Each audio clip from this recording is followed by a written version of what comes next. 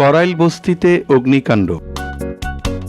ক্ষতিগ্রস্তদের সব ধরনের সহায়তার আশ্বাস প্রধান উপদেষ্টার। রাজধানীর করাইল বস্তিতে ভয়াবহ অগ্নিকাণ্ডে বিপুল সংখ্যক ঘরবাড়ি পুড়ে যাওয়ায় গভীর উদ্বেগ প্রকাশ করেছেন অন্তর্বর্তীকালীন সরকারের প্রধান উপদেষ্টা অধ্যাপক ডক্টর মোহাম্মদ ইউনূস।